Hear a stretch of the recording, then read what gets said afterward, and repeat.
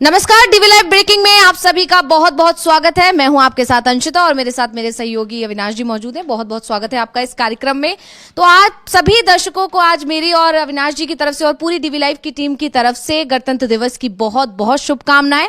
और किस किस ने शुभकामनाएं दी है, कैसे गणतंत्र दिवस मनाया जा रहा है देश में, इसके बारे में भी हम बात करेंगे। लेकिन उससे पहले जो इस वक्त की सबसे बड़ी खबर है वो महू से आ रही है। और क्योंकि वहां राहुल गांधी की कल एक जनसभा होने वाली है, वहां रैली होने वाली है और उससे पहले बीजेपी सरकार ने एक फरमान जारी कर दिया है। कहा जा रहा है, दावा किया जा रहा है कि राहुल के खिलाफ एक बड़ी साजिश रची जा रही है। और यह भी दावा किया जा रहा है कि बीजेपी सरकार राहुल की इस रैली से इतना ज्यादा डर गई है कि उनके खिलाफ एक फरमान जारी करके एक लंबी चौड़ी सूची जारी की गई है कि किन किन चीजों पर प्रतिबंध लगाया गया है। इस पर हम चर्चा करेंगे अविनाश जी कि क्यों इस तरह से यह देखा जा रहा है कि बीजेपी सरकार और जो वहां पर सरकार है मध्य प्रदेश की, वो इतना डरा हुआ क्यों महसूस कर रही है। क्यों कलेक्ट्रेट से एक बाकायदा एक नोटिफिकेशन जारी किया गया है और प्रतिबंध लगाया गया है राहुल गांधी की रैली को लेकर। क्या कुछ लगता है आपको, क्या जानकारी है इसको लेकर? हाँ, महू में 27 तारीख को रैली होनी है कांग्रेस की तरफ से। जय संविधान जय बापू से जो रैली एक, क्योंकि कांग्रेस की तरफ से जो एक आंदोलन शुरू किया गया है डॉक्टर साहब अम्बेडकर के सम्मान में, जिस तरीके का बयान अमित शाह ने राज्यसभा में दिया था, उसको लेकर कांग्रेस की तरफ से तो उसी दिन से ही, जिस 17 दिसंबर को बयान दिया है उसके बाद से ही प्रोटेस्ट चल रहा है कि सिर्फ माफ़ी की मांग की गई थी कि भाई यदि आपसे कुछ गलती से कोई शब्द निकल गए हैं तो आप उसको माफ़ी मांग लीजिएगा। लेकिन माफी मांगने की जगह वो अपने बयान का बचाव करते हुए दिखाई दिए। उसके बाद से ही कांग्रेस और पूरा विपक्षी के जो गठबंधन है वो लगातार इस चीज़ की डिमांड के भाई डॉक्टर अंबेडकर के खिलाफ जो बयान दिया है उसको लेकर या तो माफ़ी नहीं मांग रहे हैं, तो जो प्रधानमंत्री हैं वो जो गृह मंत्री अमित शाह को बर्खास्त कर दें अपनी कैबिनेट से। अब उसके बाद लगातार कांग्रेस के पिछले एक महीने से प्रदर्शन चल रहे हैं। 27 तारीख को इंदौर में रैली बुलाई गई है क्योंकि डॉक्टर अंबेडकर का जन्म महू में हुआ था, तो महू में ही कांग्रेस ने रैली से बुलाई है। अब उसकी एक प्रक्रिया रहती है, भाई यहाँ पर आप रैली वगैरह कोई कार्यक्रम करते हैं तो प्रशासन से एक अनुमति मांगी जाती है। तो कांग्रेस की तरफ से वही अनुमति मांगी गई थी जिला प्रशासन से। तो जो वहाँ के डीएम है उनकी तरफ से जो आदेश जारी हुआ है उसमें एक तरीके से राहुल गांधी से यह कह दिया गया कि आप भाषण ही मत दीजिएगा, आप वहाँ कुछ बोलिएगा मत। भाई इतनी बड़ी रैली बुलाई गई है और रैली का सबको पता है कि रैली किस लिए बुलाई गई है। डॉक्टर अंबेडकर के सम्मान के लिए वो रैली बुलाई गई है और उसमें जो बात होनी है उस भाई जाहिर सी बात है, एक राजनीतिक दल की रैली होगी तो सरकार के जो नीतियां हैं उन नीतियों पर यदि जनता के विरोध में है तो उन नीतियों पर वो सवाल भी उठाए जाएंगे। अब डीएम साहब का जो ऑर्डर आ रहा है उसमें यह कहा जा रहा है कि आप राजनीतिक बयान नहीं देंगे। भाई चलो, जो धर्म विरोधी भाषण की जो बात कर रहे हैं, जो आप देखिएगा 6वें नंबर की आप देखिएगा, उसमें साफ साफ लिखा हुआ है कि इस दौरान राजनीतिक और धर्म विरोधी भाषण नहीं दिए जाएंगे, प्रतिबंधित रहेंगे। भाई धर्म विरोधी भाषण तो कांग्रेस के नेता कभी देता ही नहीं है। इसकी मास्टरी किसके पास में है ये सबको पता है। जहाँ जिनकी सरकारें हैं उनकी पार्टी के नेता किस तरीके के भाषण देते हैं ये सभी को पता है, लेकिन उन पर कोई कार्रवाई नहीं होती। राहुल गांधी ने कभी भी धर्म विरोधी भाषण नहीं दिया है। उनके हमेशा नफरत हटाओ, नफरत के खिलाफ ही वो भाषण देते हैं कि भाई मोहब्बत को, जब उन्होंने अपनी यात्रा निकाली थी भारत जोड़ो यात्रा, तो हमेशा वो यही बोलते थे कि भाई नफरत को हमको हटाना है, मोहब्बत से जीतेंगे हम। बिल्कुल, मोहब्बत की दुकान के नाम से इस चीज को बहुत ज्यादा प्रचलित भी किया गया। हाँ, वो मोहब्बत की बात कर रहे हैं और जो उनके सामने जो पार्टियां हैं वो जिस तरीके के बयान दिए जाते हैं, भाई एक रहेंगे सेफ रहेंगे, जिस तरीके के बयान चल रहे थे, भाई इसको आपको देने की क्या जरूरत है। लेकिन उस तरीके के बयानों पर कोई रोक नहीं है। लेकिन जाहिर सी बात है कि जो रैली महू में होनी है उसमें बीजेपी सरकार की खामियां बताई जाएंगी और उस पर ही रोक लगाई जा रही है कि आप राजनीतिक बयान नहीं देंगे। भाई राजनीतिक बयान नहीं देंगे एक राजनीतिक दल की रैली में तो फिर क्या बात होगी। भाई या तो आपकी तरीके से भाई मंदिर के सामने बैठकर भजन कीर्तन शुरू कर दो कि भाई यही हमारी रैली हो रही है, तो भाई वो चीज तो होनी नहीं है वहां। भाई जो रैली का जो पहले से ही तय है कि भाई ये रैली किस विषय पर होनी है, तो अब आप अगर राहुल गांधी के राजनीतिक भाषण पर भी रोक लगा रहे हैं और दूसरी तरफ आप संविधान की बात भी कर रहे हैं, तो ये किस तरीके से आप संविधान को सुरक्षा की बात कर रहे हैं।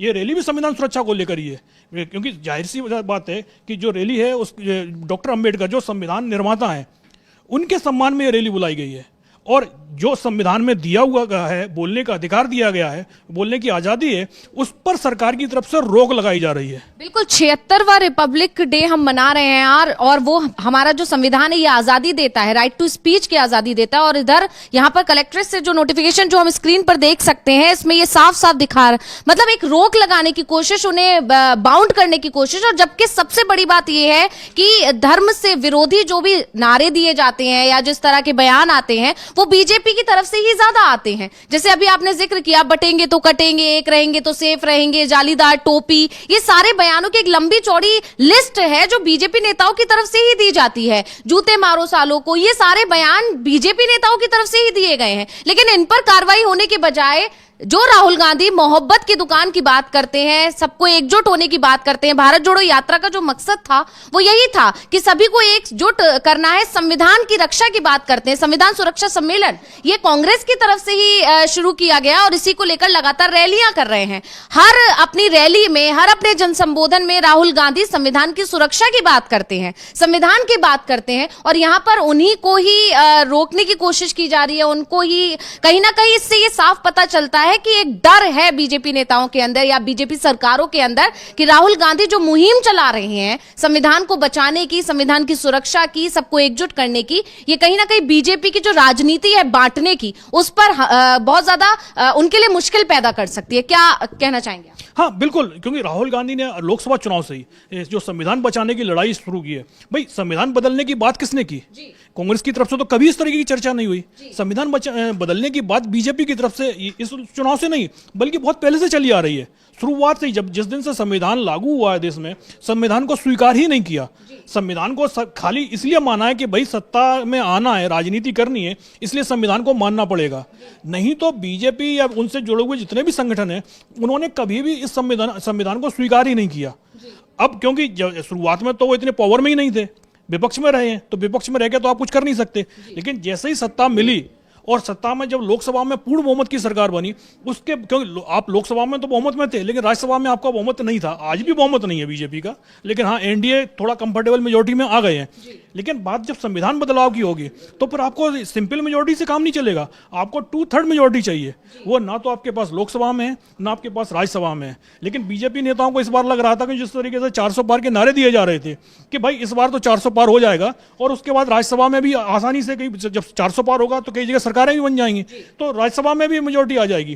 तो बीजेपी नेताओं की तरफ से ही संविधान बदलने की बातें शुरू हुई थी और उसके बाद राहुल गांधी ने संविधान बचाओ का जो नारा दिया और उसके बाद उनके हाथ में हमेशा संविधान की किताब रहती थी। उसी को सबसे ज्यादा डर बीजेपी को यदि किसी चीज से लग रहा है तो राहुल गांधी से ही लग रहा है, क्योंकि राहुल गांधी ने उनकी पूरी जो मुहिम थी उसको फेल कर दिया। अब आज की तारीख में यदि प्रधानमंत्री संविधान को सर माथे से लगा रहे हैं तो इससे पहले तो नहीं लगा रहे थे ना। बिल्कुल, इससे पहले तो भाई उनकी पार्टी के जो नेता संविधान बदलने की बात कर रहे थे, उनमें से किसके खिलाफ कार्रवाई हुई? किसी के खिलाफ कार्रवाई नहीं हुई। तो जाहिर सी बात है, एक तरीके से उन लोगों को टिकट दिए गए, उनके लिए रैलियां करते हुए प्रधानमंत्री पहुंच रहे हैं, तो उनको तो एक तरीके से आप इनाम दे रहे थे। लेकिन जब लोकसभा चुनाव के परिणाम आए हैं उसके बाद से ही अब जो तस्वीरें सामने आना शुरू हुई, संविधान को माथे पर लगाया जा रहा है। ये सिर्फ और सिर्फ, क्योंकि जो कांग्रेस का साफ साफ कहना है कि ये सिर्फ इसलिए दिखाया जा रहा है कि अभी बीजेपी बुरी तरीके से हारी हुई है चुनाव, इसलिए संविधान को शरण में उनको जाना पड़ रहा है। लेकिन जिस दिन अगर धोखे से कभी बीजेपी के पास बहुमत आ जाता है तो ये संविधान बदलने में देर नहीं लगाएंगे। तो इसीलिए जनता को इस बताने के लिए कि भाई इनके मन में क्या चल रहा है, और जो संविधान बचाओ के जो कांग्रेस की पूरे ये जो कार्यक्रम जो है पूरे 1 साल तक का कांग्रेस ने तय कर लिया है कि जब तक अमित शाह के खिलाफ कार्रवाई नहीं होती है तब तक कांग्रेस अपने जो उन्होंने एक तरीके से स्टेप ले लिया है उससे हम पीछे नहीं हटेंगे। और महू की रैली से शुरुआत होनी है पूरा 1 साल के आंदोलन की, और इसीलिए क्योंकि कांग्रेस का बहुत लंबी रणनीति है, इस पर शुरुआत से ही रोक लगाने की कोशिश बीजेपी की तरफ से हो रही है। क्योंकि अब 4 दिन बाद सत्र भी शुरू होना है संसद का, तो और ये मुद्दा एक बार फिर, क्योंकि पिछली बार आपने देखा है संसद सत्र जब क्योंकि 16 तारीख को अमित शाह का 17 तारीख को बयान आता है, उसके बाद जिस तरीके से संसद को एक कार्रवाई एक तरीके से ठप कर दी गई, क्योंकि बीजेपी को यह लग रहा था कि संसद की कार्रवाई चलेगी तो संसद में यह मुद्दा जरूर उठेगा। तो इसीलिए सत्ता पक्ष की तरफ से ही जिस तरीके से संसद में हंगामा मचाया गया और अंतिम समय पर संसदीय कार्रवाई चलने नहीं दी गई, तो उस आपने शीतकालीन सत्र तो चलो एक तरीके से चला गया, लेकिन बजट सत्र ये मुद्दा तो अभी तक भी जीवित है। बीजेपी को लगा था कि भाई एक सत्र से दूसरे सत्र में पहुंचेंगे तो ये मुद्दा खत्म हो जाएगा, लेकिन संविधान बचाव का जो मुद्दा है और डॉक्टर अम्बेडकर के अपमान से जुड़ा जो मुद्दा है वो मुद्दा खत्म नहीं हुआ है। वो मुद्दा संसद के बजट सत्र में भी उठेगा और इसीलिए बीजेपी की पूरी कोशिश हो रही है कि इस मुद्दे को किसी तरीके से ठंडा किया जाए और राहुल गांधी जो 27 तारीख को महू पहुंच रहे हैं इंदौर के, उनको इस मुद्दे पर बोलने ही नहीं दिया जाए। और इसी तरीके से जो आदेश निकले हैं भाई, ये आदेश यदि कोई कोर्ट में चुनौती दे देगा तो कोर्ट ही जो वहाँ के डीएम है उनसे ही पूछ लेगा कि भाई आप बोलने की आज़ादी किसी से कैसे छीन सकते हैं। कोई वहाँ राहुल गांधी कोई दंगा फैलाने तो नहीं जा रहे हैं भाई, उनका जो बयान होगा वो जो शुरुआत से ही बोलते हैं भाई हमें नफरत को हटाना है और और संविधान बचाने की लड़ाई है, इसी मुद्दे पर वो वहां जाकर बोलेंगे। भाई जो बात अमित शाह ने बोली है वो तो उसके खिलाफ ही बोलेंगे वहां पर जाकर, लेकिन जो आदेश निकाला गया है कि राहुल गांधी कोई राजनीतिक बयान नहीं दे सकते, तो फिर राहुल गांधी क्या बोलेंगे, वहां भजन गाने के लिए जाएंगे क्या? तो जाहिर सी बात है सवालों में तो एक तरीके से बीजेपी ही खुद आ गई है। तो यहाँ पर लगातार ये अब सवाल उठ रहे हैं और ये आरोप पहले भी लगते रहे हैं बीजेपी पर कि राहुल गांधी की छवि जिस तरह से मजबूत हो रही है, जिस तरह से उनकी लोकप्रियता बढ़ रही है, खासकर हम लोकसभा चुनावों की बात करें तो पूरे इंडिया गठबंधन का नेतृत्व राहुल गांधी ने किया। भारत जोड़ो यात्रा का जो असर देखने को मिला, जिस तरह से बीजेपी 400 पार के जो सपने सजा रही थी वो बहुमत तक नहीं पहुंच पाई, तो इसके चलते कहीं ना कहीं बीजेपी खेमे में खलबली है और ये लगातार किया जा रहा है कि राहुल गांधी को छवि को कैसे धूमिल किया जाए। जब भी पटना में उन्होंने अपना संबोधन किया, उस दौरान जब उन्होंने मोहन भागवत पर उनके सवाल उठाए थे, जिस तरह से मोहन भागवत का बयान आया था कि आजादी को लेकर जो उन्होंने विवादित टिप्पणी की थी, उस दौरान भी उनके बयान से ध्यान भटकाने के लिए उनकी एक लाइन को लेकर गलत भ्रम फैलाया गया, जिस पर ये सारी चीजें देखने को मिल रही हैं कि कैसे राहुल गांधी को घेरने की कोशिश की जाती है। इस पर और आगे चर्चा करेंगे। इसी बीच बिहार में भी अलग ही जिस तरह से नीतीश कुमार को लेकर सवाल उठ रहे हैं और नीतीश कुमार कोई भी एक राह नहीं चुन पाने कि उन्हें किस तरफ जाना है, उन्हें इंडिया के साथ रहना है या उन्हें एनडीए के साथ रहना है, ये वो भी तय नहीं कर पा रहे। और इस बीच अब नीतीश कुमार पर जुबानी हमले भी शुरू हो गए हैं, इस पर भी आगे चर्चा करेंगे। लेकिन पहले, क्योंकि आज देश गणतंत्र दिवस मना रहा है, तो गणतंत्र दिवस किस तरह मनाया जा रहा है, किसकी शुभकामनाएं आ रही हैं, क्या कुछ कहना है और कैसे राहुल गांधी और खड़गे ने गणतंत्र दिवस की शुभकामनाओं के साथ साथ और एक नसीहत भी दी है देश के लोगों को, इस पर भी हम आगे अभी चर्चा करेंगे। लेकिन पहले गणतंत्र दिवस किस तरह मनाया जा रहा है उसकी हम थोड़ी सी जानकारी आप क्या देना चाहेंगे अविनाश जी? हाँ, आज 76वां गणतंत्र दिवस देश मना रहा है, इसकी सभी को शुभकामनाएं। अभी तो राजपथ पर जो कर्तव्य पथ हो गया है वहाँ परेड चल रही है, इंडोनेशिया के राष्ट्रपति को वहाँ मुख्य अतिथि हैं, तो वही गणतंत्र तो सभी देशवासियों के लिए ही है ये, तो इस पर तो सभी की शुभकामनाएं भी आई हैं, प्रधानमंत्री ने भी दी है, राष्ट्रपति की शुभकामनाएं हैं, कांग्रेस के प्रेसिडेंट हैं मल्लिकार्जुन खड़गे, उनकी तरफ से भी शुभकामनाएं आई हैं। तो ये गणतंत्र तो खैर जो 75 साल हो गए हैं, लेकिन इसको बचाए रखने की सबसे बड़ी चुनौती है कि जिस तरीके से एक के बाद एक संवैधानिक संस्थाएं उनका राजनीतिकरण हो रहा है, तो वो सबसे बड़ी चिंता की विषय है। जिस तरीके से चुनाव आयोग पर सवाल उठ रहे हैं आज की तारीख में कि ईवीएम का मुद्दा हो, चाहे आप वोटिंग लिस्ट को मामला देख लीजिएगा, मतलब विपक्ष को चुनाव आयोग तो बात तो करते हैं कि हम लेवल प्ले फील्ड देंगे, लेकिन जब बात उसकी ओरिजिनलिटी हकीकत की आती है कि आप कहते तो कुछ और हैं कि जो नफरत फैलाने वाले भाषण नहीं चलेंगे, आप किसी के खिलाफ गलत नहीं बोलेंगे, किसी पर निजी आरोप नहीं लगाएंगे, लेकिन होता बिल्कुल उसका उल्टा है। एक पार्टी कुछ भी बोलती है तो उसकी तरफ चुनाव आयोग आंख बंद कर लेता है, और दूसरी तरफ यदि कोई व्यक्ति एक सबूत के साथ, प्रमाण के साथ आता है तो उस पर आप रोक लगा देते हैं, उसको आप नोटिस देते हैं कि 2 दिन के मालूम पड़ता है, आपने प्रचार के लिए रोक लगा दी, आप उस पर कार्रवाई शुरू कर देते हैं। तो सबसे बड़ा सवाल तो इस समय चुनाव आयोग पर ही है। और सीधी सीधी इस बात, यदि लोकतंत्र में चुनाव निष्पक्ष नहीं होंगे तो फिर जनता का भरोसा लोकतंत्र से उठ जाएगा। तो पहला तो यही है कि चुनाव आयोग, क्योंकि जिस तरीके से हमने टीएन सेशन के समय का चुनाव देखा है, उसके बाद भी जीएम लिंगदो आए और भी कई चुनाव आयुक्त आए, उन्होंने इस व्यवस्था को संभाल के रखा। लेकिन पिछले 8-10 साल से जिस तरीके से चुनाव आयोग पर सवाल उठ रहे हैं भाई, एक के बाद एक जिस तरीके के खुलासे हो रहे हैं, लेकिन चुनाव आयोग किसी भी चीज का जवाब नहीं देता है। शुरुआत में हमने देखा था लोकसभा चुनाव के समय पर तो विपक्षी दल जो थे वो चुनाव आयोग से मुलाकात करना चाहते थे और आप मिलने का समय नहीं दे रहे थे। हरियाणा चुनाव के समय जब जबरदस्त आरोप लगे तो उसके बाद जो चुनाव आयोग ने कांग्रेस के डेलीगेशन को बुलाया और उस पर एक टिप्पणी की कि हम उनको एक तरीके से न्योता उनको समझते उनकी बात सुनने का उनको मौका दे रहे हैं। भाई यदि विपक्ष की बात आप नहीं सुनेंगे, चुनाव आयोग यदि उस पर सवाल उठ रहे हैं और उस सवालों का जवाब देने तक कोई यदि चुनाव आयोग तैयार नहीं होता है तो फिर भी आप वहां कर क्या रहे हैं। और यही स्थिति आप देखिए, आप सुप्रीम कोर्ट को ही आप देख लीजिएगा। सुप्रीम कोर्ट में सरकार कई चीजों के जो नोटिस देता है सुप्रीम कोर्ट की तरफ से, सरकार की तरफ से जवाब ही नहीं दिया जाता। सरकार की कोशिश होती है कि भाई जो ये बेंच सुप्रीम कोर्ट ने बनाई है, ये बेंच ऐसी है कि क्या जो जिसमें अपने फेवर में डिसीजन आ सकता है। यदि उनको लगता है कि नहीं इस बेंच से अपने फेवर में डिसीजन नहीं आ सकता, तो फिर यह देखा जाता है कि भाई उस केस को कितना आप टाल सकते हैं, ताकि उस बेंच में शामिल कोई एक जज यदि रिटायर हो जाता है तो वो पूरी की पूरी बेंच ही बदल जाएगी। हमने देखा जैसे अभी वर्शिप एक्ट को लेकर मामला चल रहा है, सीजीआई की बेंच ने सरकार को नोटिस जारी किया कि आप 4 हफ्ते के अंदर जवाब दे दीजिएगा कि भाई आपका रुख इस पर क्या है। 4 हफ्ते निकल गए, 12 जनवरी तक सरकार को जवाब देना था, लेकिन सरकार की तरफ से जवाब नहीं दिया गया। 17 तारीख को सुप्रीम कोर्ट में जब सुनवाई शुरू हुई तो सीजीआई का सीधा सीधा कहना यही था कि भाई इस मुद्दे में सरकार का बयान बहुत महत्वपूर्ण है और जब तक सरकार का बयान सरकार का पक्ष नहीं आता है तब तक हम इस केस में आगे सुनवाई नहीं कर सकेंगे।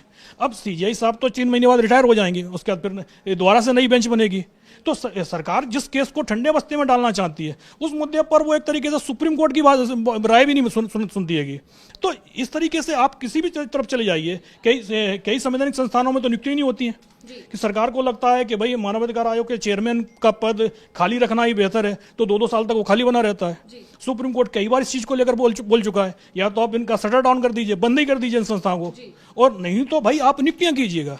तो एक के बाद एक जिस तरीके से राजनीतिक नियुक्तियां हो रही हैं, संवैधानिक पद पर बैठा व्यक्ति यदि रिटायर होता है तो पता चलता है सरकार उसको कहीं और दूसरी जगह नियुक्त कर देती है।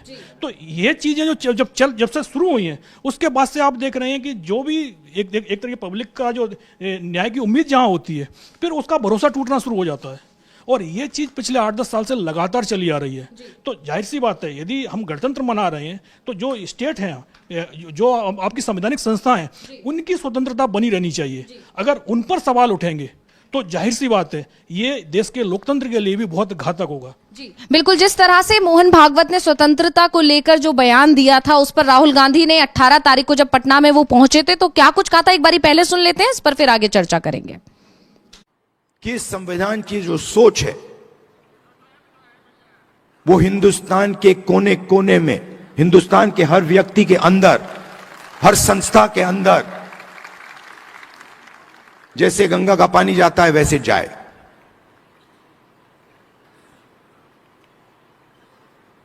और कुछ दिन पहले मोहन भागवत कहते हैं कि गंगा गंगोत्री में नहीं शुरू हुई।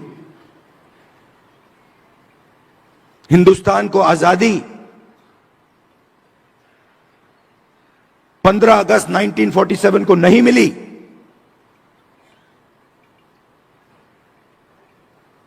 बाद में मिली। तो अगर मोहन भागवत कह रहे हैं कि 15 अगस्त 1947 को आजादी नहीं मिली तो वो इसको नकार रहे हैं। वो कह रहे हैं, खुले स्टेज में कह रहे हैं कि इस किताब में जो सोच है उसका हिंदुस्तान के लिए कोई मतलब नहीं है। यह आजादी का नतीजा नहीं था, क्योंकि उस समय मोहन भागवत के मुताबिक आजादी तो मिली नहीं।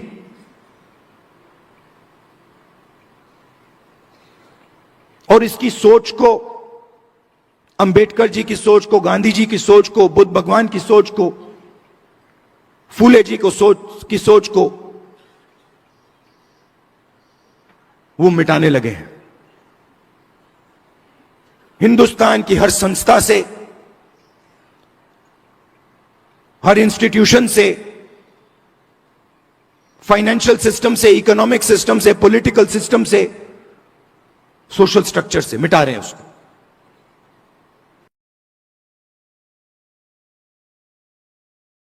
बेटा दे दो।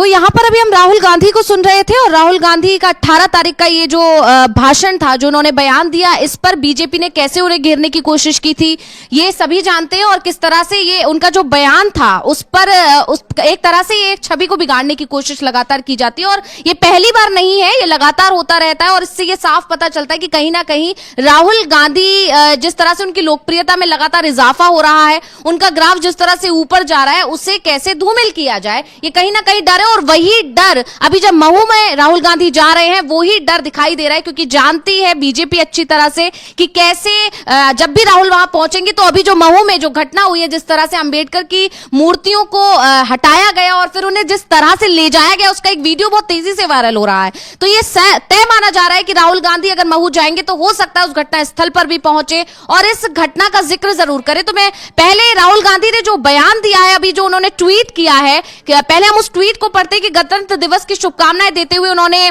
क्या कुछ नसीहत देने की कोशिश की है। तो राहुल गांधी ने लिखा कि सभी देशवासियों को गणतंत्र दिवस की हार्दिक शुभकामनाएं। हमारे महान स्वतंत्रता सेनानियों के न्याय, स्वाधीनता, समानता और भाईचारे के मूल्यों पर आधारित हमारा संविधान भारतीय गणतंत्र का गौरव है। धर्म, जात, क्षेत्र, भाषा से परे हर भारतीय का सुरक्षा कवच है। इसका सम्मान और रक्षा हम सभी का कर्तव्य है। जय हिंद, जय भारत, जय संविधान। और इसी तरह मल्लिकार्जुन खड़गे का भी ट्वीट आया है, उन्होंने भी ऐसे ही देश को एक नसीहत देने की कोशिश की है, खासकर सरकार पर निशाना साधने की कोशिश की है। क्या कुछ बोले हैं, क्या लिखा है उन्होंने, एक बारी वो भी आपको बता देते हैं। तो मल्लिकार्जुन खड़गे ने लिखा है, मेरे प्यारे देशवासियों, भारतीय राष्ट्रीय कांग्रेस की ओर से मैं आप सभी को गणतंत्र दिवस की हार्दिक शुभकामनाएं देता हूं। आज भारतीय गणतंत्र की आत्मा और इसकी अंतरात्मा के रक्षक भारत के संविधान को अपनाने के 75 वर्ष पूरे हुए, उसी पर अपना संदेश साझा कर रहा हूं। जय बापू, जय भीम, जय संविधान। इसके साथ उन्होंने बाकायदा 2 से 3 फोटोज शेयर किए और उस पर उन्होंने अपना एक संदेश जारी किया और इसी को लेकर यहां पर साफ है कि कहीं ना कहीं गणतंत्र दिवस की शुभकामनाओं के साथ एक नसीहत देने की कोशिश की गई। और अभी हम वापस अब राहुल गांधी जो जा रहे हैं महू, और उसको लेकर क्या साजिश रची जा रही है, किस तरह से उनकी आवाज को दबाया जा रहा है, इसके पीछे की वजह कहां से शुरू हुई है, पहले हम इस वीडियो को देखते हैं, उसके बाद इस पर चर्चा करेंगे। ये बाबा साहब की मूर्ति को उठा के ले जाओ।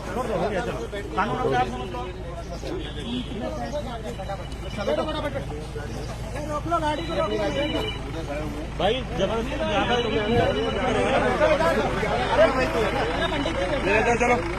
चलो बड़ा, ये पैरों में रखी गई मूर्ति, पैर में नहीं रख रहा है, ये मूर्ति को पैरों में रखी गई है। तो ये वीडियो भी हमने देखा अविनाश जी, किस तरह से अंबेडकर की मूर्तियों को हटाकर उन्हें किस तरीके से रखा जा रहा है, मतलब सम्मान नहीं है, और इस मुद्दे को लगातार कांग्रेस उठा रही है।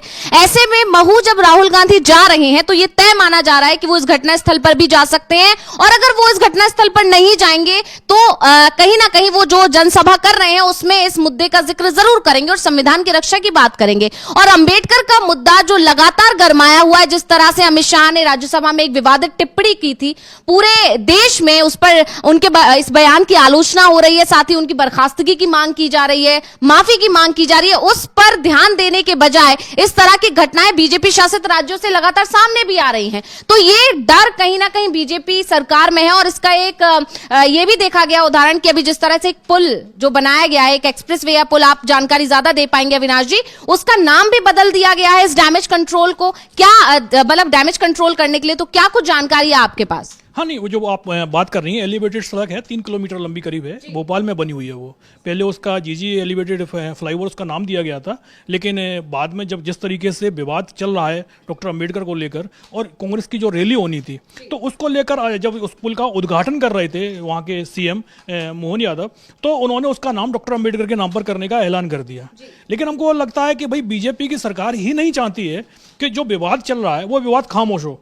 और जिस तरीके से, क्योंकि उसमें गृह मंत्री खुद ही सीधे सीधे घेरे में आ रहे हैं, तो ऐसा लगता है कि बीजेपी में एक गुट ऐसा भी है जो चाहता है कि भाई इस बार जो फंसे हैं गृह मंत्री, इनको किनारी लगा दिया जाए। क्योंकि राहुल गांधी के जाने से ठीक पहले, क्योंकि महू जा रहे हैं राहुल गांधी, महू इंदौर में आता है, और इंदौर में ही डॉक्टर अंबेडकर और संत रविदास की प्रतिमा को आप उखाड़ देते हैं। और जिस तरीके से पैरों में रखकर उस प्रतिमा को लेके गए हैं, वो पैरों आपने देखा होगा कि गाड़ी में डाला और पैरों के नीचे उस प्रतिमाएं रखी गई थी, तो जिस तरीके से अपमानित किया गया है, तो उसको लेकर कांग्रेस और वहाँ जो दलित समुदाय है उसमें जबरदस्त आक्रोश है। और राहुल गांधी जाएंगे कि नहीं जाएंगे तो अभी क्लियर नहीं है, क्योंकि जिला प्रशासन जाने नहीं देगा, या आप मान के चलिएगा उस जगह पर कि किसी जिस तरीके से, क्योंकि इस मुद्दे पर जिला प्रशासन घिरा हुआ है और राहुल गांधी ये मुद्दा भी उठाएंगे। और इसी को रोकने के लिए, क्योंकि भाई इस पूरे मामले में जो वहाँ का जिला प्रशासन भी सवालों के घेरे में बना हुआ है, वहाँ का क्योंकि जो नगर निगम प्रशासन है और जिला प्रशासन है, क्योंकि कांग्रेस ने दोनों को चिट्ठी भी लिखी है कि भाई किसके आदेश से ये प्रतिमाएं हटाई गई हैं, तो उसका अभी तक जवाब नहीं आया है। और जाहिर सी बात है कि महू की रैली से 5-6 दिन पहले इस तरीके की जो घटना हो रही है, तो इसका जिक्र राहुल गांधी जरूर करेंगे। और उनको रोकने के लिए ही ये इस तरीके के जो डीएम ने आदेश निकाले हैं कि आप राजनीतिक भाषण नहीं देंगे, तो भाई क्या इस मुद्दे को भी नहीं उठाया जाएगा? क्योंकि ये मुद्दा तो सीधा सीधा जिला प्रशासन के खिलाफ ही है। और सबसे बड़ी बात तो ये है कि जो इंदौर है, इंदौर में विधानसभा की 9 सीटें आती हैं, लोकसभा की वहाँ 2 सीटें हैं। इंदौर मध्य प्रदेश का सबसे बड़ा नगर निगम है और हर जगह वहाँ बीजेपी का कब्जा है। 9 की 9 विधानसभा सीटें बीजेपी पर हैं, दोनों की दोनों लोकसभा सीट बीजेपी के पास में, नगर निगम में बीजेपी का ही मेयर है।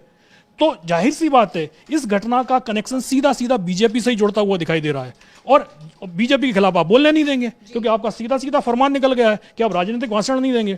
तो भाई राजनीतिक भाषण नहीं देंगे तो वहाँ क्या रैली जो हो रही है वो किस चीज़ के लिए हो रही है? भाई हाँ, डॉक्टर अंबेडकर के बारे में तो वहाँ सभी लोग बोलेंगे कि वो डॉक्टर अंबेडकर ने क्या क्या दिया भारत को। वो सबसे बड़ी बात तो संविधान ही दिया, जिसमें आज की तारीख में जो नरेंद्र मोदी हैं, जो आज यदि देश के प्रधानमंत्री बने हैं, तो वो इसी संविधान की देन है। नहीं तो वो यदि वो कहते हैं कि हम चाय बेच रहे थे तो आज भी चाय ही बेच रहे होते। लेकिन वो वहाँ से यदि वो देश के प्रधानमंत्री बन रहे हैं तो वो डॉक्टर अंबेडकर ने जो संविधान दिया है उसी को लेकर बन रहे हैं। अब संविधान में बोलने की आज़ादी भी है। अब आप क्या बोलने की आज़ादी पर पूरी तरीके से बैन लगा रहे हैं कि जो चीज़ बीजेपी सरकार के लिए कही जाती है कि सरकार तानाशाह प्रवृत्ति की तरफ बढ़ रही है, तो क्या ये उसी तरीके का आदेश है कि भाई आज आप राहुल गांधी को बोलने पर रोक लगा रहे हैं, कल को आप बाकी लोगों पर भी रोक लगाएंगे, जनता पर भी रोक लगाई जाएगी। वैसे भी ये कहा जाता है कि जब बीजेपी की रैलियां होती हैं तो आप काले कपड़े पहनकर नहीं जा सकते। तो अब क्या बोलने पर भी यदि इस तरीके का बैन लगा दिए जाते हैं तो जाहिर सी बात है कि फिर सबसे बड़ा खतरा तो लोकतंत्र पर ही खड़ा हो जाएगा कि लोकतंत्र वो संविधान हो, उसमें हमें बोलने की आज़ादी दी गई है, हमारे मत की सिक्योरिटी दी गई है। लेकिन आज की तारीख में तो आप देखती हैं कि सबसे बड़ा सवाल तो चुनाव पर ही उठ रहा है।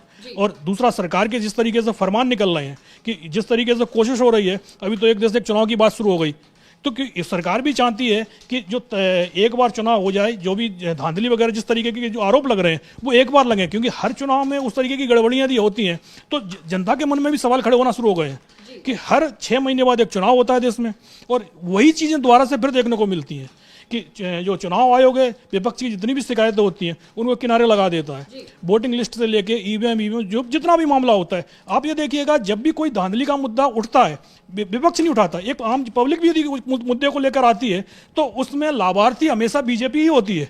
कभी भी आपने ये नहीं देखा होगा कि विपक्ष को उस चीज़ का, गड़बड़ी का कोई भी लाभ मिल गया हो। यदि ईवीएम खराब होती है कि भाई इसका बटन हमने दबा रहे हैं और कहीं और वोट जा रहा है, तो आप ये मान के चलिएगा वोट बीजेपी की तरफ जा रहा होगा, वो किसी दूसरी पार्टी की तरफ कभी नहीं जाता। तो जो भी गड़बड़ी, जिस तरह की भी धांधलियां निकल रही हैं, जैसे ईवीएम में आया कि जो ईवीएम 99% चार्ज होती है, तो आप मान के चलिएगा कि उसमें बीजेपी ही जीतेगी। तो ये इस तरीके की घटना लगातार यदि हो रही हैं तो जनता के मन में सवाल तो होंगे ही होंगे, और उसका जवाब अगर चुनाव आयोग नहीं दे पा रहा है या देने की कोशिश नहीं कर रहा है तो सवाल पूरी चुनाव व्यवस्था पर ही खड़े हो रहे हैं। तो जिस तरीके के डीएम साहब का फरमान आ रहा है कि हम बोलने नहीं देंगे, चुनाव के बारे में भी नहीं बोलने देंगे, आपको कोई राजनीतिक भाषण नहीं देने देंगे, और जो उन्होंने धार्मिक पाला बोला है उसके मुद्दे पर तो हम सभी लोग उससे सहमत हैं कि भाई धर्म के खिलाफ, धर्म विद्वेष को फैलाने वाली इस तरीके की कोई स्पीच आपको नहीं देनी चाहिए। लेकिन ये जो लाइन कांग्रेस के लिए लिखी गई है, भाई जहां आपको भेजनी चाहिए वहां पर भी तो भेजिए। अगर बीजेपी की रैली होती है तो क्या इस तरीके की लाइनें लिख के भेजी जाती हैं कि आप राजनीतिक भाषण, चलो भाई हम तो कह देते हैं भाई आप उनको छूट दे दीजिए कि वो राजनीतिक भाषण दें, सामने वाले को आप कितना भी गंदा गंदा बोल दें, लेकिन जो धार्मिक मुद्दे हैं उनको उठाने के लिए क्या इस तरीके के आदेश दिए जाते हैं? बीजेपी की रैली में इस तरीके का कोई आदेश नहीं दिया जाता। ये सिर्फ और सिर्फ कांग्रेस की रैली के लिए दिए जा रहे हैं, और कांग्रेस की रैली के तो हम इस चीज़ को बोलते हैं, आप बिल्कुल दीजिएगा, लेकिन राजनीतिक मुद्दे आप नहीं उठाएंगे, ये चीज़ किसी के समझ में नहीं आ रही है। जी बिल्कुल। यहाँ पर अगर हम महू में जो, क्योंकि अब कल रैली होने वाली है और उससे पहले बहुत ही ज्यादा सियासत गर्मा गई है, क्योंकि राहुल गांधी की आवाज को दबाने की एक तरह से कोशिश है, क्योंकि वैसे ही विपक्ष ये आरोप लगाता है बीजेपी पर और जो सरकार है उस पर कि वो आवाज दबाती है, संसद के अंदर विपक्ष को बोलने नहीं दिया जाता। ये भी आरोप लगते हैं कि माइक बंद कर दिया जाता है। और अब जब रैली करने जा रहे हैं राहुल गांधी, तो वहां कलेक्ट्रेट के सहारे से उनकी आवाज को दबाया जा रहा है बीजेपी शासित राज्यों में। तो कहीं ना कहीं ये बात सच है कि जो बीजेपी पर आरोप लगते हैं बीजेपी सरकारों पर विपक्ष की तरफ से, वो आरोप कहीं ना कहीं सही साबित नजर आ रहे हैं इस तरह के नोटिफिकेशन को देखकर। तो इधर राहुल गांधी की आवाज को दबाने की कोशिश हो रही है। वहीं अगर बिहार की बात करें, क्योंकि वहां इसी साल के आखिर में चुनाव होने हैं, वहां नीतीश कुमार बुरी तरह से एक तरह से फंसे हुए दिखाई दे रहे हैं, क्योंकि ना वो ये डिसाइड कर पा रहे हैं कि उन्हें एनडीए की तरफ जाना है कि उन्हें इंडिया की तरफ जाना है। वो कोई फैसला नहीं ले पा रहे, लेकिन इस बीच उन पर जुबानी हमले तेज हो गए हैं और उन पर अब निशाने साधे जा रहे हैं। खासकर बीजेपी की बी टीम जिसे कहा जाता है, प्रशांत किशोर, वो तो उन्होंने तो उन्हें मानसिक रोगी तक बताना शुरू कर दिया है। पिछले दिनों लगातार उनकी ऐसी विवादित टिप्पणियां आई। तो क्या लगता है आपको, नीतीश कुमार इस तरह से बुरे फंसे क्यों दिखाई दे रहे हैं? क्या इसकी वजह हो सकती है कि अब इधर इंडिया गठबंधन और आरजेडी की तरफ से भी उन पर हमले अब तेज होते चले जा रहे हैं? क्या इसकी वजह यह कि उन पर दबाव बनाने की कोशिश है, या फिर जिस रणनीति के तहत चल रही है बीजेपी और आरजेडी दोनों कि कैसे नीतीश कुमार को ही इस बार खत्म कर देना है? क्या कुछ लगता है आपको? हाँ, ये तो नीतीश कुमार दबाव में तो जबरदस्त दिखाई दे रहे हैं। विपक्ष का काम तो सरकार की आलोचना करना है, सरकार के काम में जो कमियां हैं उनको बताना है, और विपक्ष अपना ये काम कर रहा है कि सरकार की जो कमियां हैं उनको वो लगातार सामने जनता के लेके आ रहा है। जिस तरीके से तेजस्वी यादव ने एक क्राइम बुलेटिन सा स्टार्ट किया है कि भाई हफ्ते में कितनी अपराध की घटनाएं घट रही हैं। एक तरफ तो आप सुशासन की बात करते हैं, और दूसरी तरफ जिस तरीके से अपराध का ग्राफ लगातार बढ़ता चला जा रहा है, अपराधियों को संरक्षण सत्ता की तरफ से ही दिया जा रहा है। अभी कुछ दिनों पहले अनंत सिंह का किस्सा सामने आया है, तो अनंत सिंह की जो गिरफ्तारी भी हुई है, तो उसको लेकर भी आप जेडीयू के जो नेता हैं उनके बयान आप देख लीजिएगा, तो वो एक तरीके से अनंत सिंह ने जो गोलियां चलाई हैं, उनके लोगों ने गोलियां चलाई हैं, उसको जस्टिफाई कर रहे हैं। भाई आप पंचायत करने वाले कौन होते हैं? न्याय दिलाने का काम भाई प्रशासन का है, कानून का है, कोर्ट का है, कि एक नेता का है? भाई वो तो विधायक भी नहीं है अनंत सिंह चुनाव लड़ने की तैयारी कर रहे हैं। 2025 में एक आ जा रहा है जो चुनाव होना है बिहार विधानसभा का, जेडीयू उनको टिकट संभवतः दे सकती है, इस तरीके के उनको आश्वासन मिल गया है। लेकिन क्या सिर्फ आप चुनाव लड़ने की तैयारी कर रहे हैं तो आप किसी का विवाद सुलझाने के लिए आप पूरे दलबल के साथ, हथियारों के साथ उसके घर पर हमला कर देंगे क्या? जिस तरीके की बताया जा रहा है कि 100 से ज़्यादा वहाँ गोलियाँ चली हैं, और भाई इतनी गोलियाँ चल रही हैं तो वहाँ पुलिस वगैरह कहाँ थी? सुरक्षा व्यवस्था का मुद्दा, क्योंकि गृह मंत्रालय नीतीश कुमार के पास में ही है और अनंत सिंह उनके काफ़ी करीबी माने जाते हैं। तो इस तरीके की जो घटनाएं हो रही हैं, ये जो नीतीश कुमार सुशासन बोलते हैं, ये तो एक तरीके से उन्हीं के ऊपर सवाल सीधे सीधे खड़े हो रहे हैं। और जाहिर सी बात है, जब इस तरीके की घटना होंगी तो उन पर सीधा सीधा हमले भी होंगे। और जिस तरीके से प्रशांत किशोर ने बोला है कि नीतीश कुमार की मानसिक स्थिति ठीक नहीं है, ये नीतीश कुमार वो नहीं है 10 साल पहले जो सत्ता चला रहे थे। आज की तारीख में उनके मंत्रिमंडल में कितने मंत्री हैं, उनके क्या क्या नाम, उनके पास क्या क्या विभाग हैं, नीतीश कुमार इस चीज़ को नहीं बता सकते। नीतीश कुमार, सवाल तो ये उन्होंने कर दिया कि नीतीश कुमार के पास में क्या क्या विभाग उनके पास खुद हैं, उस पर भी वो संभवतः गफलत में फंस जाएंगे, वो खुद नहीं बता पाएंगे उनके पास क्या क्या काम है।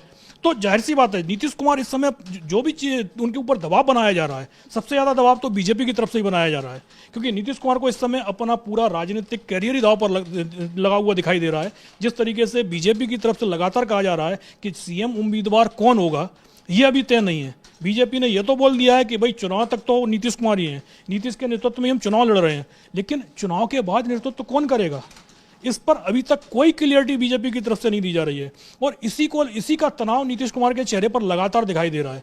जिस तरीके से वो दिल्ली में आते हैं, दिल्ली में आकर वो खबर आती है कि प्रधानमंत्री से उनकी मुलाकात फिक्स हो गई है, बीजेपी अध्यक्ष से मुलाकात फिक्स हो गई है, लेकिन वो वापस चले जाते हैं।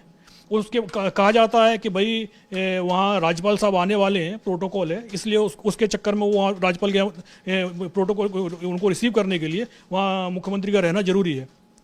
राज्यपाल के लिए तो आपका प्रोटोकॉल होता है, लेकिन जब उपराष्ट्रपति पहुंचते हैं, भाई उपराष्ट्रपति का पद तो राज्यपाल से बड़ा है ना, उपराष्ट्रपति पहुंचते हैं तो फिर वो आपको प्रोटोकॉल याद नहीं रहता है।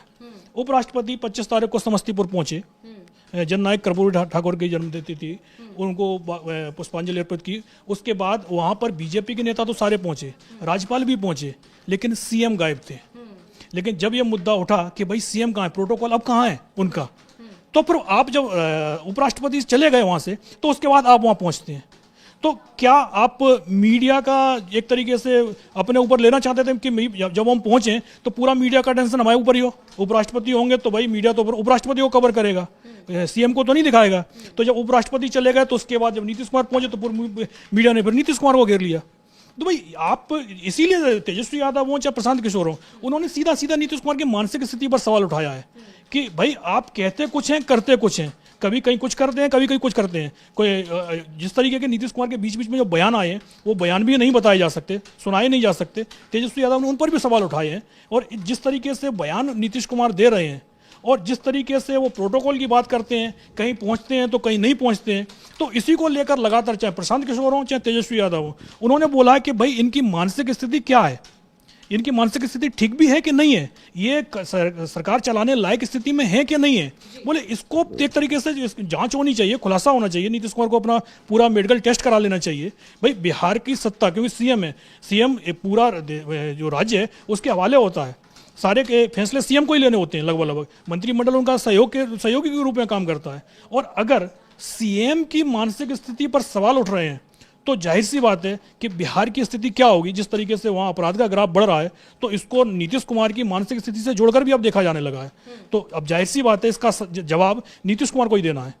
जी बिल्कुल, बुरी तरह से अब यहाँ पर नीतीश कुमार फंसे हुए दिखाई दे रहे हैं। अब इसमें दो चीजें हैं, या तो एक तरह से वाकई में आपने जैसा कहा विपक्ष का तो काम होता है सवाल उठाना, और वहीं अगर पीके की तरफ से भी इस तरह के बयान आ रहे हैं तो ये एक तरफ ये भी इशारा कर रहा है कि कहीं ना कहीं नीतीश कुमार को कमजोर करने की कोशिश हो रही है, क्योंकि नीतीश कुमार इसी रणनीति पर पिछले कई सालों से काम कर रहे हैं, या कहे कि जितनी भी सरकारें अभी तक आई है एक ही रणनीति पर नीतीश कुमार ने काम किया है कि उनके पास इतनी पावर होनी चाहिए कि वो जिस तरफ जाए सरकार उसी की बने। और इस बार भी ऐसी ही खबरें आ रही है कि नीतीश कुमार ने अपने कार्यकर्ताओं को, अपने समर्थकों को यही संदेश दिया है, यही निर्देश दिया है कि इस बार भी इतनी पावर उनके पास होनी चाहिए कि वो महागठबंधन के साथ जाए तो सरकार बने, वो अगर एनडीए के साथ जाए तभी सरकार बने। और इसीलिए एक बार फिर नारा दे दिया गया है कि 25 से 30 एक बार फिर नीतीश, जबकि इससे पहले जब महागठबंधन के साथ नीतीश कुमार थे, यानी जब 2024 से पहले वो महागठबंधन के साथ कुछ समय के लिए गए थे, तब उन्होंने ये कहा था कि अब तेजस्वी यादव ही नेतृत्व करेंगे जब अगला चुनाव होगा,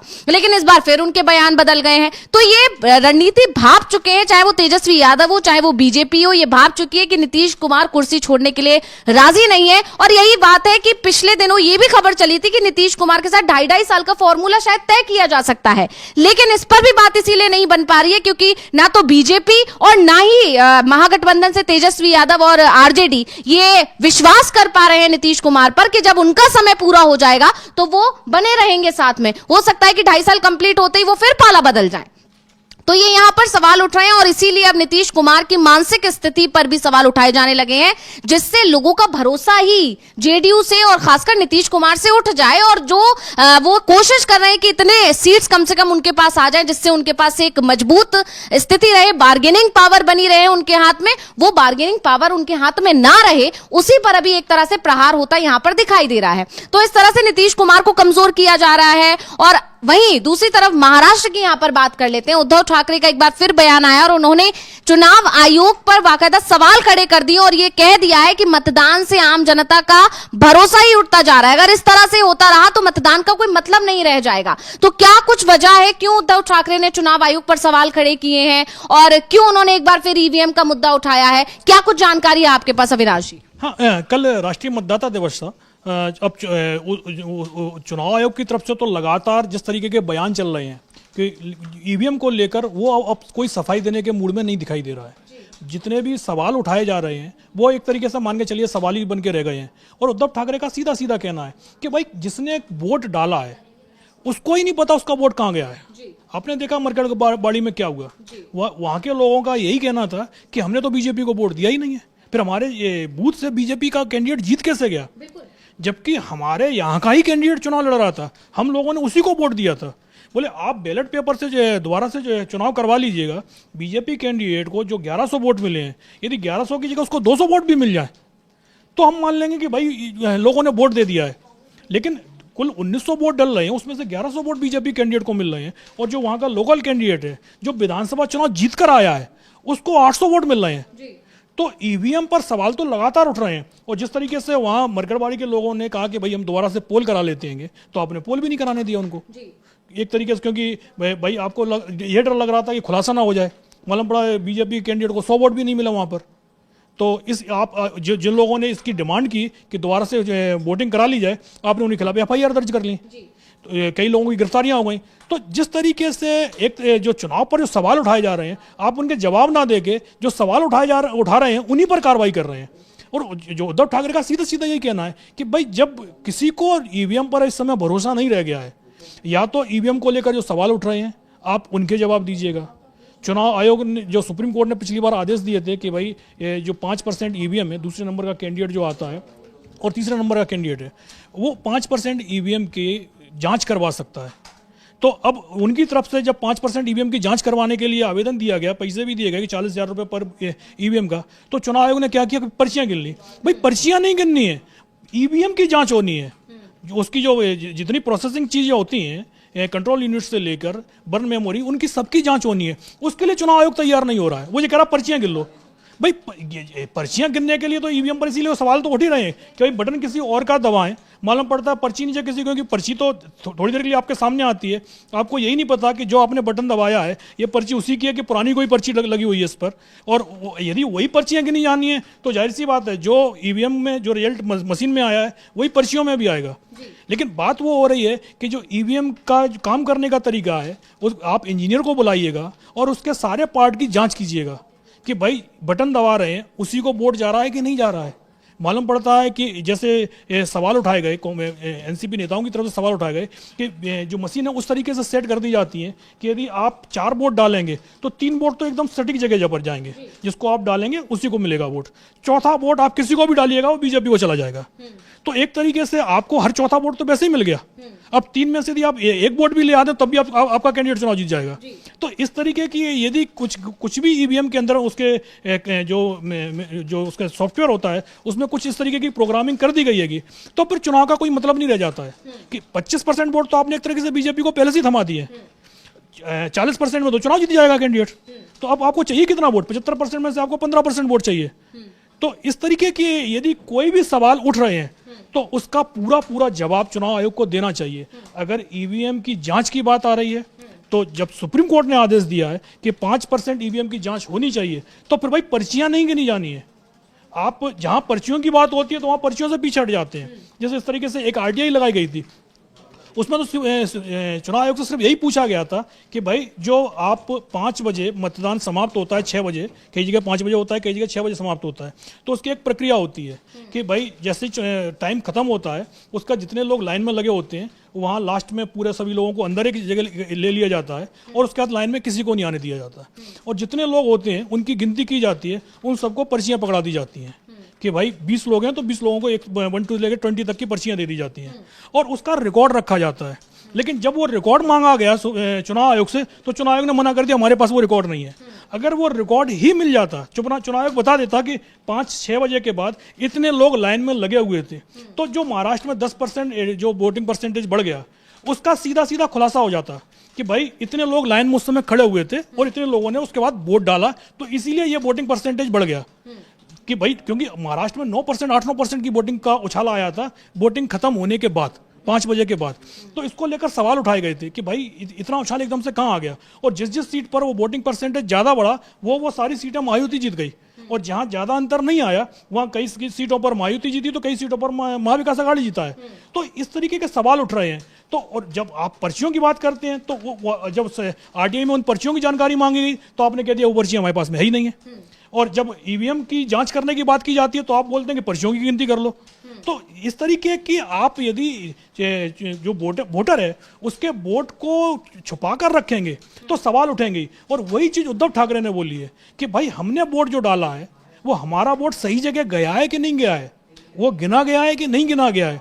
जब तक हमें सेटिस्फाई इस तरीके से इससे नहीं होंगे, तब तक ईवीएम पर और चुनाव प्रक्रिया पर सवाल उठते रहेंगे। नहीं तो अब मतदाता का काम यही है कि भाई वो जाके वोट डाल दे, वो बटन दबा दे, उसके बाद चुनाव किसको जीतना है ये पहले से ही तय है, बस आप आइएगा और वोट डाल के चले जाइएगा। या तो सरकार के मतलब बीजेपी के खिलाफ एक जबरदस्त वेव चल रही हो कि भाई बीजेपी को 15-20% से ज्यादा वोट नहीं मिलना है, तब तो बात अलग है। और यदि जहां मुकाबला बिल्कुल करीबी होगा तो वहां तो पर सरकार बीजेपी ही बनाएगी। बिल्कुल, यहाँ पर अब चुनाव आयोग भी सवालों में घिर रहा है और वहां बीजेपी शासित राज्यों की अगर बात करें तो कलेक्ट्रेट पर अभी सवाल उठ ही गए हैं। राहुल गांधी की आवाज जिस तरह से दबाई जा रही है, तो ये एक बड़ा सवाल है कि आखिर विपक्ष की आवाज क्यों दबाई जा रही है। और अभी फिलहाल हम महू वाले ही मामले की अगर बात करें, जिस तरह से वहां नोटिफिकेशन जारी करवाया गया है या किया गया है, ये तो एक विषय है ही चर्चा का। लेकिन जिस तरह से ये नोटिफिकेशन आया है वो ये साफ जाहिर कर रहा है कि बीजेपी सरकारें या बीजेपी राहुल गांधी से बहुत ज्यादा डरे हुए हैं और इसीलिए उनकी आवाज को दबाने की कोशिश की जा रही है। क्योंकि ये बात साफ है कि जब राहुल गांधी वहां पहुंचेंगे तो अंबेडकर के मुद्दे पर जरूर बात होगी। जिस तरह से मोहन भागवत ने जो अभी स्वतंत्रता को लेकर विवादित टिप्पणी कर दी थी या बयान दे दिया था, उस पर भी राहुल गांधी एक बार फिर बोलेंगे। ये सारी चीजें कहीं ना कहीं जानती है बीजेपी की उसके लिए नुकसानदेही साबित हो सकती है। और जिस तरह से संविधान का मुद्दा राहुल गांधी लगातार उठा रहे हैं, उससे लोकसभा चुनावों में असर देखने को मिला है। बीजेपी को बहुत ज्यादा नुकसान हुआ और इसीलिए बीजेपी लगातार इस कोशिश में है कि कैसे संविधान के मुद्दे से ध्यान भटकाया जाए। अमित शाह ने संविधान को लेकर जो टिप्पणी की उससे ध्यान भटकाया जाए और उसी की वजह माना गया। जिस तरह से अभी एक आपने अभी बताया कि सड़क जो बनाई गई एलिवेटेड, उसका नाम बदला गया, डैमेज कंट्रोल करने की कोशिश की गई। तो ये बता रही है बीजेपी के संविधान के मुद्दे पर बीजेपी, अंबेडकर के मुद्दे पर बीजेपी सरकारें बैकफुट पर आती नजर आ रही हैं और इसीलिए राहुल गांधी की आवाज कहीं ना कहीं दबाने की कोशिश की गई है। और ये मुद्दा इस वक्त चर्चा का विषय बना हुआ है। कांग्रेस लगातार इस मुद्दे पर बीजेपी सरकार को घेरने की कोशिश कर रही है। अब राहुल गांधी कल महू पहुंचेंगे और महू पर उनकी सभी की निगाहें उनकी उस रैली पर हैं, जन संबोधन पर टिकी हुई हैं कि जब वो वहां पहुंचेंगे तो क्या माहौल रहेगा, क्या बातें वो कहेंगे, क्या बयान देंगे जो बीजेपी की और ज्यादा एक तरह से उनके लिए परेशानी खड़ा कर सकता है। क्योंकि अभी लगातार जो भी रैलियां राहुल गांधी की हो रही हैं, चाहे वो पटना जा रहे हो, चाहे वो दिल्ली में अभी उन्होंने जिस तरह से रैली की, दिल्ली में उन्होंने आम आदमी पार्टी और बीजेपी को एक दूसरे की बी टीम बताया, तो लगातार राहुल गांधी अटैकिंग मोड में है। और यही वजह है कि अब राहुल गांधी के बोलने का अधिकार भी उनसे छीना जा रहा है और इसकी शुरुआत महू से हुई है। और इसी को लेकर यह भी दावा किया जा रहा है कि आगे इस तरह के नोटिफिकेशन और जारी होते हैं, क्या इस तरह की चीजें और देखने को मिलती हैं। क्या कुछ लगता है आपको अविनाश जी, क्या ये चीज अब बढ़ेगी या इस पर कांग्रेस इस तरह से इस मुद्दे को उठाएगी कि कहीं यहीं थम जाएगा ये? नहीं, ये मुद्दा तो जरूर जाहिर सी बात है। अगर राहुल गांधी को महू में बोलने से रोका जाता है या राहुल गांधी मुद्दे उठाते हैं और उसके बाद जिला प्रशासन उनके खिलाफ कोई कार्रवाई करता है, एक्शन लेता है, एफआईआर कुछ भी दर्ज करता है, शिकायत दर्ज करता है, तो जाहिर सी बात है यह मुद्दा फिर आगे भी बढ़ेगा। फिर राहुल गांधी को दूसरे स्टेट में भी जहां बीजेपी की सरकार होगी वहां बोलने से रोका जाएगा। लेकिन सबसे बड़ा सवाल यही है कि इस समय संसद का सत्र भी शुरू होने वाला है, तो ये मुद्दा संसद में भी उठेगा अगर राहुल गांधी पर किसी तरीके का एक्शन लिया जाता है। राहुल गांधी वहां पहुंचेंगे और जाहिर सी बात है वो अपने मुद्दे जरूर उठाएंगे, चाहे वो जिस तरीके से आरएसएस चीफ ने जो बयान दिया, चाहे वो मुद्दा हो या बीजेपी नेताओं का संविधान बदलने वाला मुद्दा हो या अमित शाह का जिस तरीके से राज्यसभा में दिया गया डॉक्टर अंबेडकर पर बयान हो, वो सभी मुद्दों को उठाएंगे। संविधान को बचाने का, जो संविधान सुरक्षा को लेकर जो कांग्रेस लगातार सम्मेलन कर रही है, वो सारी बातें राहुल गांधी इस बार भी उठाएंगे। वो क्योंकि वो कई बार बोल चुके हैं कि वो डरते नहीं है। बीजेपी सरकार को जो भी कुछ करना हो, बोले आंखों में आंखें डालकर वो बात करते हैं। यदि जो भी एक्शन लेना हो, भाई ईडी ने बुलाया, 5 दिन तक उनसे राहुल गांधी से मुलाकात हुई, पूछताछ हुई, राहुल गांधी ने एक उनके जो सवाल थे सभी सवालों के जवाब दिए। उसके बाद ईडी की भी हिम्मत नहीं हुई कि भाई उस केस में आगे बढ़ा जाए। भाई आप कहते हैं कि राहुल गांधी को बेल पर है, तो भाई आप चार्जशीट दाखिल कीजिए, उस पर आगे बढ़िएगा। जो एजेंसियां हैं वो तो आपकी ही हैं, भाई आपके पास कुछ नहीं है, इसीलिए उस केस में आगे नहीं बढ़ पा रही है ईडी। क्योंकि भाई यदि कुछ होता तो अब तक तो कार्रवाई हो चुकी होती। कार्रवाई करने के लिए कुछ है ही नहीं है। एक तरीके से एक राजनीतिक केस आपने बना दिया है। उस राजनीतिक केस में क्योंकि आपको ही पता है कि यदि आगे बढ़ेंगे तो सुप्रीम कोर्ट ईडी को ही सुना देगा। जिस तरीके से आपने बाकी कई केसों में देखा है, उसमें ईडी को जिस तरीके से सुप्रीम कोर्ट की फटकार पड़ी है, तो इसीलिए ईडी भी इस केस में आगे बढ़ने को तैयार नहीं हो रही है। सरकार का प्रेशर तो बहुत है, लेकिन भाई आप सबूत कहां से जुटाएंगे? कुछ सबूत आपके पास में है ही नहीं है। तो इसीलिए किसी भी मामले में जितने भी राहुल गांधी के ऊपर केस दर्ज किए गए हैं, उनमें किसी में भी सरकार की तरफ से आगे बिल्कुल नहीं बढ़ा जा रहा है। और अब आप यदि यहाँ पर भी यदि कोई केस दर्ज कर देते हैं तो बस खाली वो केस दर्ज करके ही रह जाएंगे, उस पर आगे नहीं बढ़ेंगे, बस खाली ये बता देंगे कि राहुल गांधी के खिलाफ इतने मामले दर्ज हो गए हैं। क्योंकि भाई आप क्या, राहुल गांधी यदि बयान देते हैं और उस पर आप क्या दर्ज करेंगे कि भाई राहुल गांधी ने राजनीतिक भाषण दिया, राजनीतिक भाषण को लेकर क्या सुप्रीम कोर्ट में आप टिक पाएंगे? भाई एक रैली है, राजनीतिक दल की रैली है, तो उसमें राजनीतिक भाषण ही होगा। तो जिस तरीके से ये सिर्फ और सिर्फ कांग्रेस पर दबाव बनाने की कोशिश हो रही है, और ये बीजेपी को भी पता है कि राहुल गांधी इस तरीके के दबाव में कभी भी आने वाले नहीं हैं। वो महू पहुंचेंगे और जो उन्होंने बोलना है वो जरूर बोलेंगे। फ्रीडम ऑफ स्पीच देश में है, और वो उसका जो सरकार की तरफ से संविधान में उनको संरक्षण मिला हुआ है। राहुल गांधी उसको उसी, क्योंकि आप नफरत वाली बात कर रहे हैं, राहुल गांधी कभी भी नफरती भाषण नहीं देते हैं। तो सिर्फ और सिर्फ जो धर्म वाला मामला लिखा गया है वो सिर्फ और सिर्फ इसलिए लिखा गया है कि ताकि जो गाइडलाइन दी गई है उस पर कोई सवाल ना उठाए, लेकिन राजनीतिक भाषण देने से आप नहीं रोक पाएंगे। बिल्कुल सोचने वाली बात है कि 76वां गणतंत्र दिवस मना रहा है आज पूरा देश, और यहाँ बोलने की आजादी छीनी जा रही है, और यहाँ जिक्र ये हो रहा है कि राहुल गांधी की आवाज देश की सबसे बड़ी विपक्षी पार्टी है कांग्रेस, उसके नेता की आवाज को इस तरह से दबाया जा रहा है, और संविधान का जो लेकर आए और अंबेडकर जिन्होंने उसका निर्माण किया उनका किस तरह से अपमान किया जा रहा है। ये भी अभी हमने एक वीडियो भी आप लोगों को दिखाया था, हमारे तमाम दर्शकों को, कि किस तरह से ये लगातार देखा जा रहा है कि बीजेपी शासित राज्यों में अंबेडकर का अपमान, और खुद गृह मंत्री अमित शाह राज्यसभा में खड़े होकर अंबेडकर का किस तरह से उन्होंने अपमान किया, किस तरह से उन्होंने टिप्पणी की। तो ये चीजें लगातार बढ़ती जा रही हैं और कांग्रेस की तरफ से इस मुद्दे को लगातार उठाया जा रहा है और बीजेपी को घेरा जा रहा है, बीजेपी सरकारों को घेरा जा रहा है। यही वजह है कि अब एक नया तरीका निकाल कर लाया गया है कि कैसे राहुल गांधी के बोलने की आजादी को छीना जाए। मतलब अभी तक उनकी छवि को धूमिल किया जाता था, उस पर भी बीजेपी अभी नहीं कुछ खास कर पा रही थी, मतलब उनकी छवि धूमिल नहीं हो पा रही थी। ऐसे में अब ये नया पैतरा अपनाया जा रहा है, जिस तरह के आरोप बीजेपी शासित राज्यों वाली सरकारों पर लग रहे हैं कि अब एक नया पैतरा अपनाया जा रहा है कि कैसे राहुल गांधी को बोलने ही ना दिया जाए। लेकिन अब ये माना जा रहा है कि राहुल गांधी जब महू पहुंचेंगे तो इस मुद्दे पर वो बात जरूर करेंगे, और जिस तरह से नोटिफिकेशन जारी किया गया अविनाश जी, इस पर भी राहुल गांधी, जहां तक माना जा रहा है, इस पर भी वो हो सकता है कि हमला करें। तो बहुत बहुत धन्यवाद आपका अविनाश जी, हमारे तमाम दर्शकों को ये तमाम जानकारी देने के लिए, और बहुत बहुत शुक्रिया मेरे तमाम दर्शकों का इस कार्यक्रम में जुड़ने के लिए। अब मुझे दीजिए इजाजत और देखते रहिए डीवी लाइव। नमस्कार।